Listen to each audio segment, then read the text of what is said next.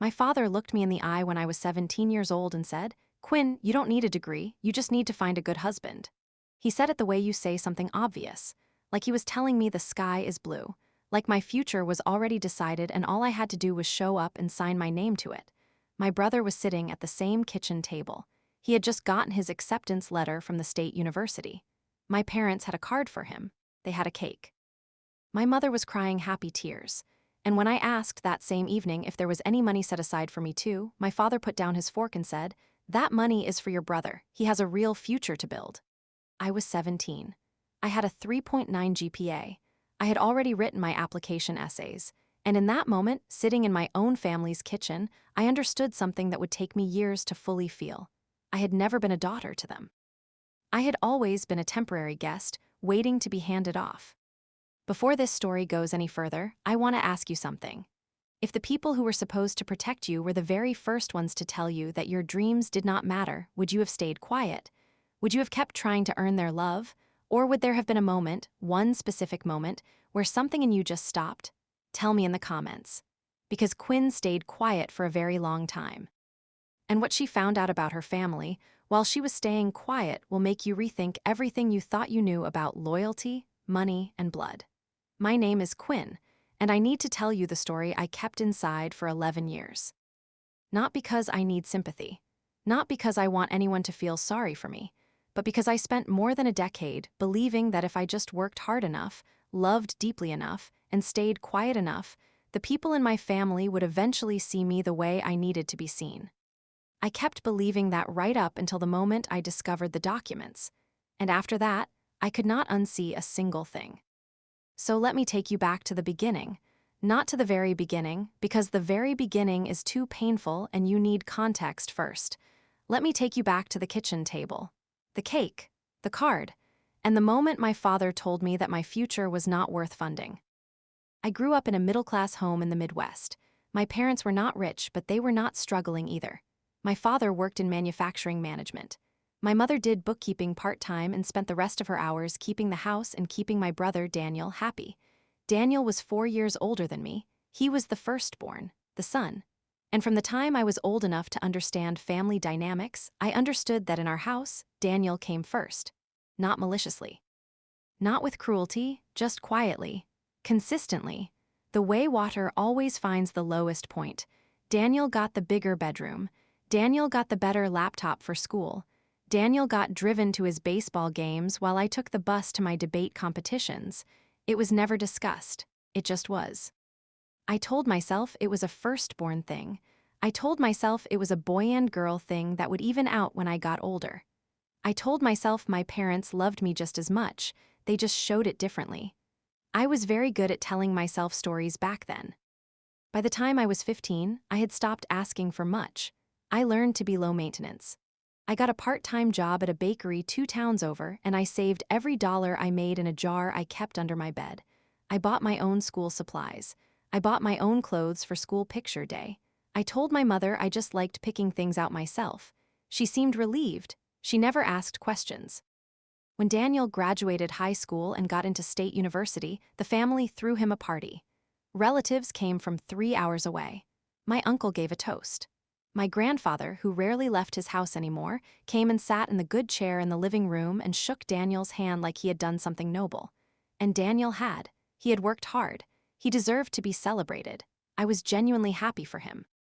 What I was not prepared for was what happened when I sat down with my father 2 years later and told him I had been accepted to a university 4 hours away on a partial academic scholarship and that I needed help covering the rest of the tuition. He did not congratulate me. He did not ask which school. He put his hands flat on the table and he said, "Quinn, I'm going to be honest with you. That money is gone. We used it for Daniel. And truthfully, I'm not sure a 4-year degree makes sense for a girl like you. You're pretty, you're kind, you'll find a good man, that's your path. A girl like you." I remember those 3 words so precisely that even now, years later, they have a texture. They feel like something rough dragged across a wound. I asked my mother later that night if she agreed with him. She was faux. Elding laundry in the hallway. She did not stop folding. She said, "Your father knows best, Quinn. Some paths just look different." Then she walked the laundry into Daniel's old room, which was now a guest room, and she closed the door. I sat on the floor of my own bedroom and I made a decision. Not a dramatic decision. Not a screaming, door-slamming decision. A quiet one. The kind you make when you realize that the people who are supposed to hand you tools for your life have already decided you don't deserve any. I decided that I was going to build my future anyway, with or without them. Starting that night. That jar under my bed had $412 in it. I counted it 3 times. The next morning, I called the university's financial aid office and asked every question I could think of. I asked about grants. I asked about work-study programs. I asked about emergency scholarship funds. The woman on the phone was patient. By the end of the call, I had a list of 7 things to apply for. I applied for all 7 within the week. I also applied for every outside scholarship I could find online. I spent my evenings writing essays instead of watching television. I wrote about growing up in a house where books were the only thing nobody could take from me. I wrote about standing at a bakery counter at 15 years old and learning what it meant to earn something with your own hands. I wrote about wanting to study business and finance because I had spent my whole childhood watching money be used as a tool of power, and I wanted to understand it well enough that it could never be used against me again. That last essay won me a $2,000 regional scholarship from a local business association. I cried in the school library when I got the email. I did not tell my parents. By the time I graduated high school, I had cobbled together enough scholarship money, grant money, and work-study eligibility to cover about 70% of my first year. The rest I took in federal student loans, in my own name, that I had researched and applied for entirely by myself. I packed my things in 2 duffel bags and a cardboard box. My mother made me a sandwich for the drive. My father shook my hand. Neither of them said they were proud of me. My father said, "Be careful out there." My mother said, "Call when you get there." Daniel did not come to say goodbye. He had a thing. I drove myself to school in a 2003 Honda Civic I had bought for $1,100 from a neighbor. I had saved for it over 2 years. The check engine light was on the whole drive, but I made it. I want to be honest with you about the next 4 years because they were not a movie montage of triumph. They were hard. I worked 25 hours a week at the campus cafeteria. I took out small additional loans 2 more times when my scholarship funds did not cover everything. I had 1 winter coat for 3 years because I could not afford a new one. I ate a lot of rice and canned soup. I studied in the library because my apartment was too cold and too noisy. I graduated in 4 years with a degree in business administration and a minor in finance. My GPA was 3.7. My loan balance was just over $22,000.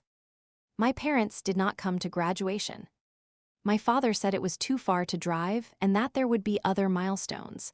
My mother sent a card that arrived 4 days late. Inside it, she had written, "We're proud of you, sweetheart." It was the first time she had written that. I kept the card. I read it several times trying to decide if I believed it. Daniel called me the night of graduation. He was a little drunk, I think, and in a good mood. He said, "So you actually did it, huh, Quinn? You actually went and got your little degree." He laughed like it was charming. I laughed too, because I did not have language yet for what I was feeling. What I was feeling was something like standing outside a house where your family is warm and laughing inside, pressing your face to the glass, and realizing that the door was never locked. You just were never invited in. I moved to a mid-sized city 3 states away. I got an entry-level job at a financial services firm. I wore the same 2 blazers to work on rotation for 8 months until I could afford a third. I paid my loans aggressively, more than the minimum every month, because debt felt like a chain and I wanted it off. I rented a small apartment with 1 window that looked out on a brick wall. I didn't care. It was mine. In those first 2 years, my relationship with my parents was polite and shallow. I called on Sundays. We talked about nothing.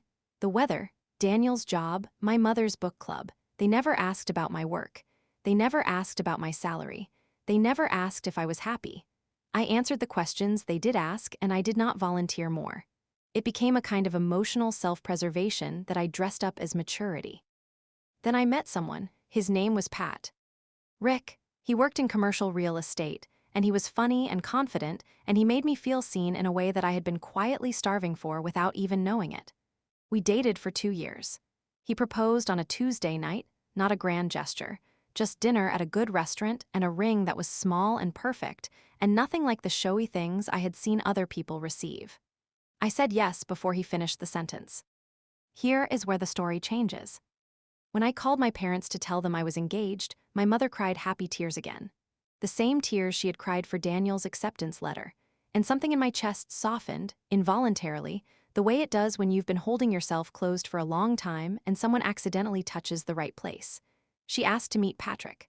My father got on the phone and said he was glad I had found someone good. That weekend, my parents drove 4 hours to come meet my fiancé. It was the first time they had ever driven to see me. I noticed that, I filed it. The visit was pleasant. Patrick was charming. My father talked to Patrick about sports and property values for 2 hours. My mother followed me into the kitchen and held my hands and said, "Quinn, he's wonderful, you chose well." And I almost cried. Almost. Because in those 5 words was the entire problem with my family laid bare. My worth in her eyes was still entirely connected to the quality of the man standing next to me, not to my degree, not to my career. Not to the life I had built from a jar with $400 and a list of 7 scholarships. The man, his quality, my choice. I swallowed it, I smiled, I poured the tea. Patrick and I got married 14 months later. Small wedding, 26 guests, it was exactly what we both wanted. My parents came. Daniel came with his wife, Renee, and their new baby. I remember standing at the altar looking out at those 26 people and feeling genuinely happy. Full. Like I had built something real. What I did not know, standing at that altar, was that a series of events had already been set in motion in my family that would take 3 more years to fully surface. And when they did surface, they would not feel like a surprise. They would feel like the answer to a question I had been asking my whole life but had been too afraid to speak out loud. Let me tell you about the property.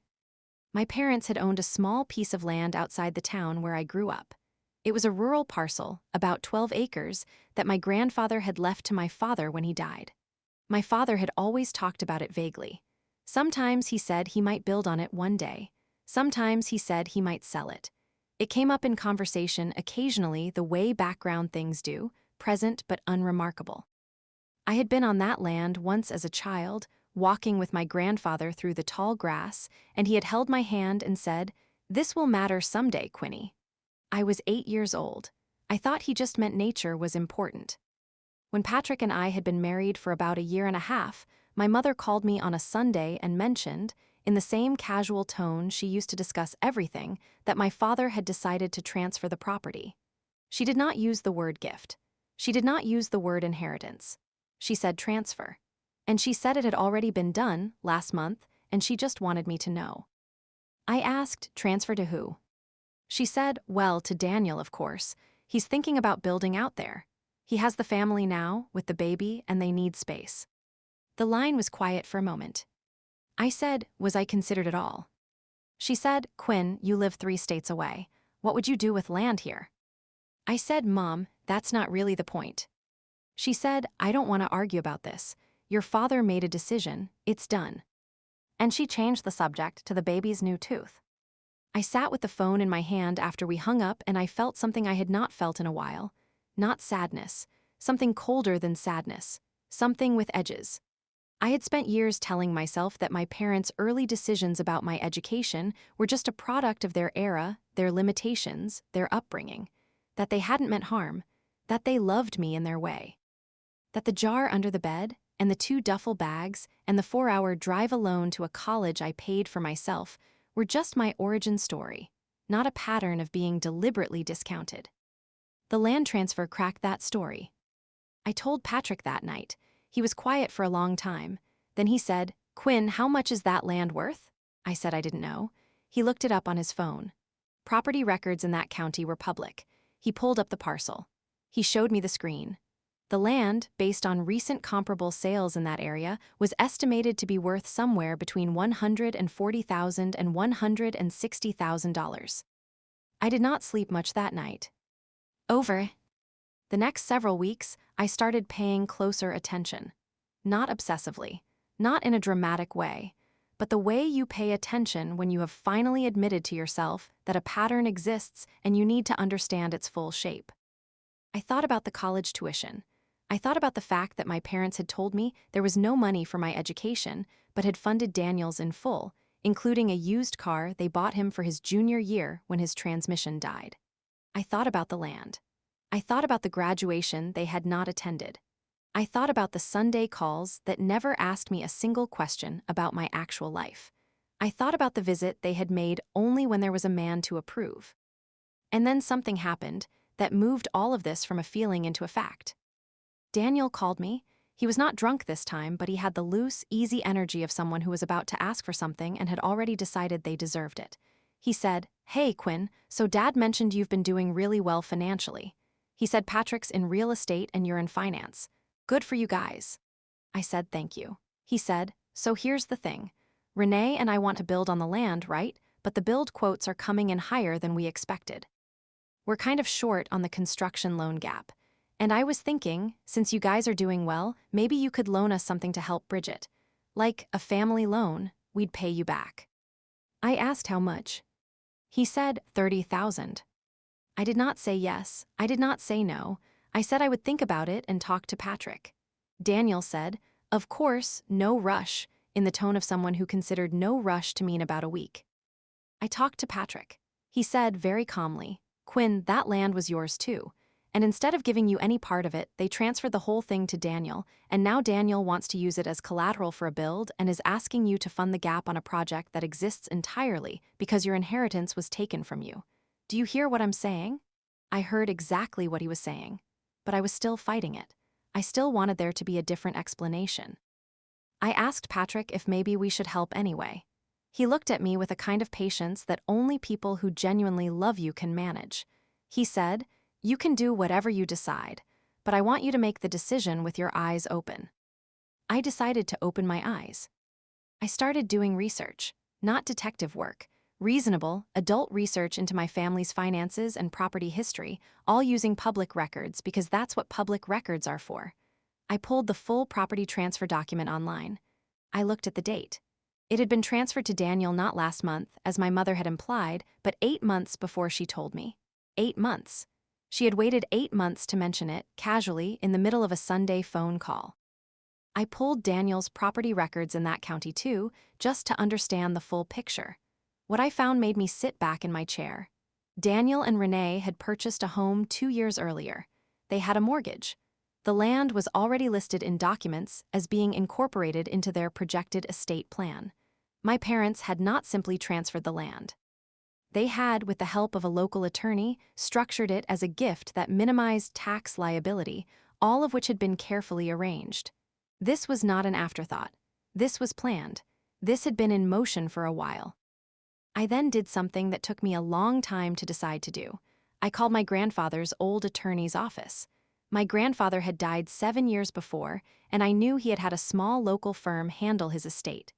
I introduced myself and asked if there was any record of his original will and property disposition. The woman I spoke with was kind. She confirmed that the firm did still have records. She said that, with proper identification, I could request a copy of certain documents as a listed beneficiary. I asked if I was a listed beneficiary. There was a pause. She said you were, yes, in the original will. My heart did something complicated.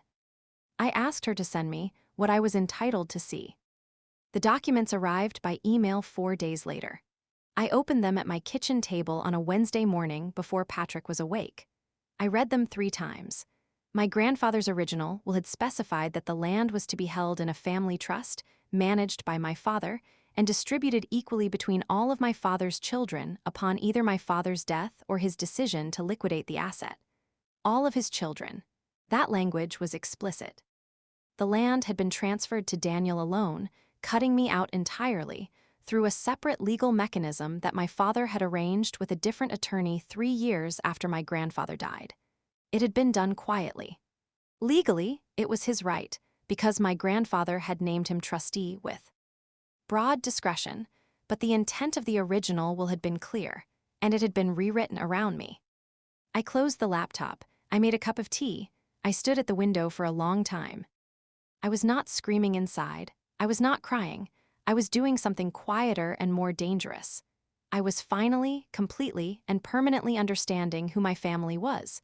Not who they had been on bad days. Not who they were when they were stressed or short-sighted or limited. Who they fundamentally were. What they fundamentally believed about me. And that belief, I now saw, had been consistent from the kitchen table, with the cake and the card for Daniel, all the way to the transfer documents signed 8 months before my mother thought to mention it to me in passing. I had always been the one they did not invest in because they had already decided I was not worth the investment. That afternoon, I called Daniel back. He answered on the second ring, warm and expectant. I told him I had thought about it. I told him I would not be lending him the $30,000. He asked why. I told him I had done some research on the property and had some questions about how the transfer had been structured, and that it had made me think more carefully about family financial decisions going forward. His warmth dropped about 10 degrees. He said, "I don't know what you think you found, but that land was Dad's to do whatever he wanted with." I said, "I know that. I'm not disputing his right. I'm just explaining my own decision." He said, "Quinn, we're family." I said, "Yes, we are." And I let that sit there without anything else attached to it. He hung up. Within 40 minutes, my mother called me. She was upset, not in the way people are upset when they know they are wrong, in the way people are upset when they realize you have stopped pretending not to notice. She said Daniel had called her and that I was being difficult and that she didn't understand what had gotten into me. I was very calm. I said I had simply decided not to loan money I was uncomfortable loaning. She said, "Quinn, he's your brother." I said, "I know." She said, "Why are you being this way? We raised you to be family-oriented." I said very quietly, "Mom, did you know that my grandfather's will mentioned all of Dad's children?" The line went very still. She said, "What?" I said, "The original will, the one that left Dad the land as trustee. It mentioned all of his children." She said, "Quinn, that was your father's decision to make. That land was in his hands." I said, "I know, I'm just asking if you knew." She said, "I need to call your father," and she got off the phone. 20 minutes later, my father called me. He was not warm, he was not cold either. He was controlled. He used the voice he used when he wanted to establish authority without appearing aggressive, the voice of a man who had spent 30 years managing people at work. He said, "Quinn, I hear you've been looking into family business." I said I had looked at public records. He said, "I made a legal decision about an asset that was in my control. That decision is done." I said, "Dad, I'm not calling a lawyer. I'm not filing anything. I just want to tell you that I understand the full picture now, all of it, the tuition, the land, the way things were always structured in this family." He was quiet. I said, "I'm not angry. I'm just done being confused about it. I understand it now." He said, "Quinn, I don't know what you think you understand." I said, "I think I understand enough." He told me I was being dramatic. I thanked him for calling me back and told him I would talk to him soon, and I ended the call. Patrick came home to find me sitting in the kitchen with a notepad and a pen, making a list. He sat down across from me and looked at what I was writing. He didn't say anything for a minute. Then he said, "What's the list?" I said, "Everything I'm going to stop doing." He said, "Like what?" I said, "Like apologizing for being the daughter they couldn't figure out. Like waiting for them to treat me the way I deserve. Like making myself smaller so they feel less guilty about how they treated me." He reached across the table and put his hand over mine. He said, "Okay, what are you going to do instead?" I said, "I'm going to build something that has nothing to do with their approval." That conversation was the turning point. Not the confrontation with my father, not the documents, not the land. That quiet moment at the kitchen table with the notepad and Patrick's hand over mine. That was the moment I stopped grieving the family I had wished for and started protecting the life I had actually built. Over the next few months, I did several things in careful order. First, Patrick and I sat down with our own financial advisor and reviewed our estate planning documents. We updated beneficiaries. We made sure our financial structures were clean and clear. We did not do this out of anger. We did it because learned, in very specific and documented detail, what can happen when family assets are managed without clarity or fairness. I was not going to leave anything ambiguous in my own life. Second, I pulled back significantly from the Sunday calls.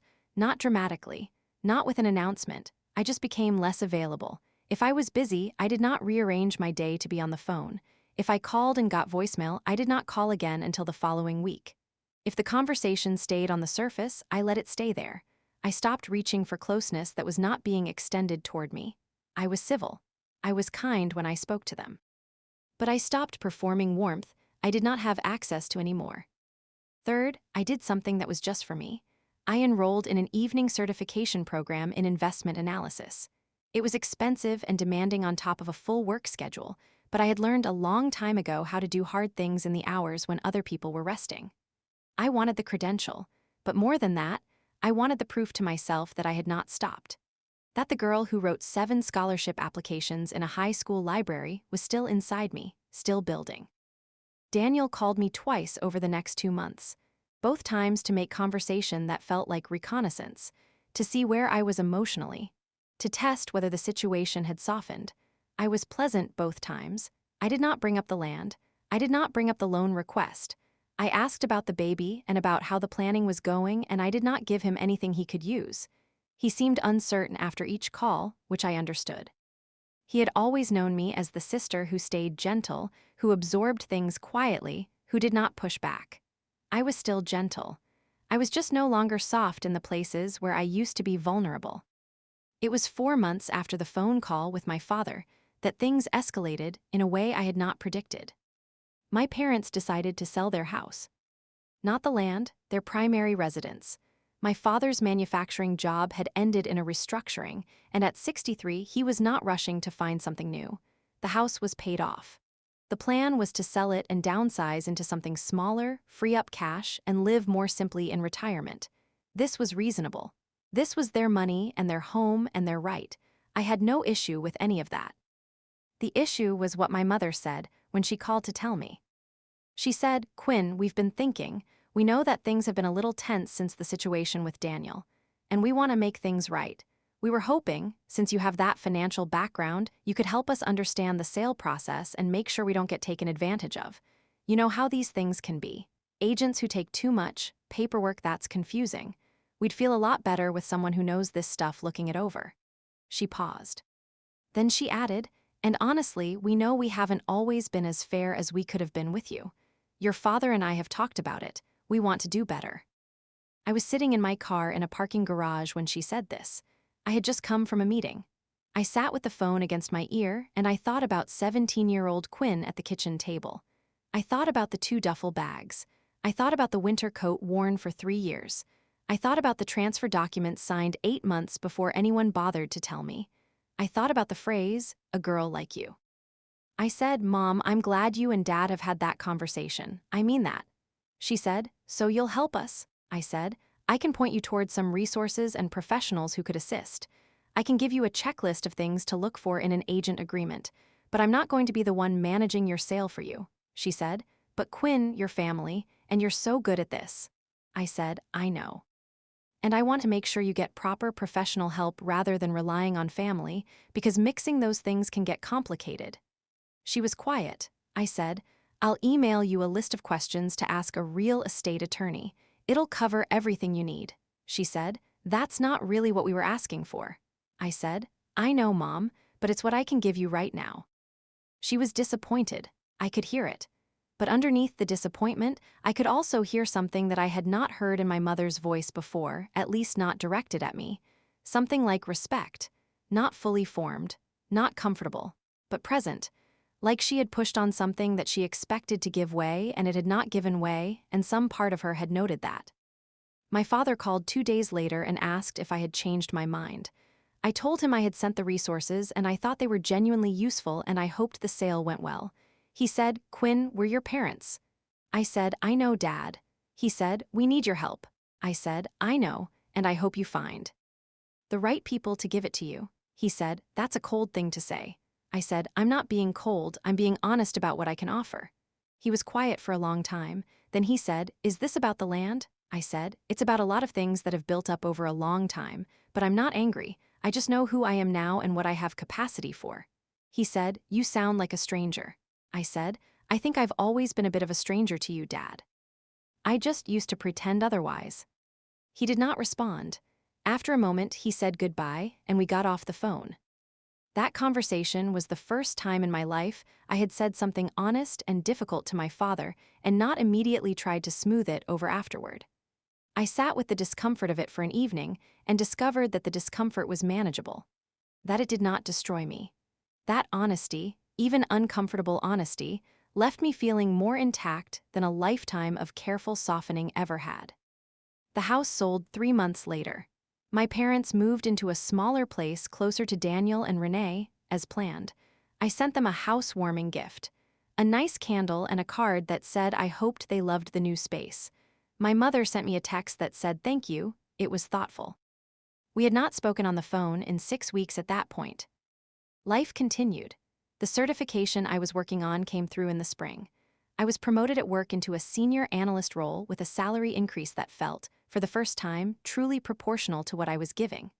Patrick and I had been talking about buying a home of our own for a long time, and in the fall of that year, we did it. We bought a house, not a large house, not a showpiece, but a real house with a yard and a basement and a neighborhood with families walking dogs in the evenings. I stood in the empty living room the first time we were alone in it, and I thought about my grandfather saying, "This will matter someday, Quinny," and I thought, yes, something matters, not the land he left, but what I built in spite of what happened to that land. This matters. Daniel and Renee sent a text saying congratulations. No card, no call. My parents sent a card. My mother had written inside it in her familiar handwriting, "So proud of everything you've made, Quinn." I held that card for a while. I believed her this time. I thought she meant it. I also thought that the pride she felt now was not disconnected from the life I had built without their help, which was perhaps the most complicated thing about all of it. She was proud now. After the scholarship applications, and the 2 duffel bags and the blazers worn in rotation, and the certification program, and the promotion and the house, she was proud now, and I had no idea what to do with that pride at this stage. I put the card in the same box as the graduation card, slow to arrive, true when it came, but no longer the thing I had organized my choices around. About 18 months after the house purchase, something happened that brought the family back into focus in a way I could not have anticipated. My father had a health scare, not life-threatening, ultimately, but significant. A cardiac event that required hospitalization and a procedure, followed by a recovery period of several weeks. My mother called me the night he was admitted. She was frightened and she said so, and I felt the fear in her voice the way you feel whether coming before you can see it. I drove out to them, not because the past had been repaired, not because I had been repaid or vindicated or handed anything back. I drove out because he was my father and he was in a hospital and my mother was scared. Because whatever my family had done and not done, they were still human and still mine, even if what mine meant had been permanently revised. I stayed for 5 days. I managed the conversations with the medical team because my mother became overwhelmed in clinical settings. I took notes. I asked the right questions. I coordinated the discharge planning. I stayed calm while she cried. I made food. I sat with my father in the hospital room while he slept. He looked small in the bed, older than he had looked the last time I'd seen him in person. When he was awake and lucid, we did not talk about any of it. We watched baseball. He told me a story about his own father that I had never heard before. I listened. At some point he looked at me and said, "You turned out well, Quinn." I said, "Thank you, Dad." He looked at the window. He said, "I know we didn't always do right by you." I said, "I know." He said, "I'm sorry about that." I sat with those words. I did not rush to absolve him. I did not tell him it was fine or that I understood or that it was ancient history. I just said, "I hear you." And I meant it. Hearing was what I had. Forgiveness, at least the full and free variety, was still somewhere I was still walking toward. Daniel came to the hospital on day 3. We were civil, genuinal. Why civil, not performing? He looked tired and worried in the way that children always look when their parents become mortal, and I felt something that surprised me. Not warmth exactly, not the old closeness, but something human and quiet. Something that recognized we had both been shaped by the same household, just in opposite directions, and that neither of us had chosen our starting position. He did not bring up the money or the land or any of it. I did not either. We drank bad hospital coffee in the hallway and talked about his kids and nothing else. My father came home from the hospital on day 5. I stayed one more day to help my mother get the routines in order, the medications, the follow-up appointments, the dietary changes. I made a printed schedule and taped it to the refrigerator. My mother hugged me in the kitchen before I left. She held on for a long time. She said, "I don't know what I would have done without you this week." I said, "You would have figured it out, but I'm glad I was here."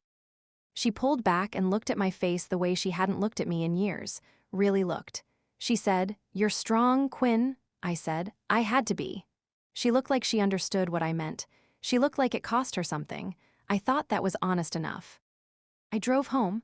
Patrick had kept the house running and the dog fed and had texted me every night to check in.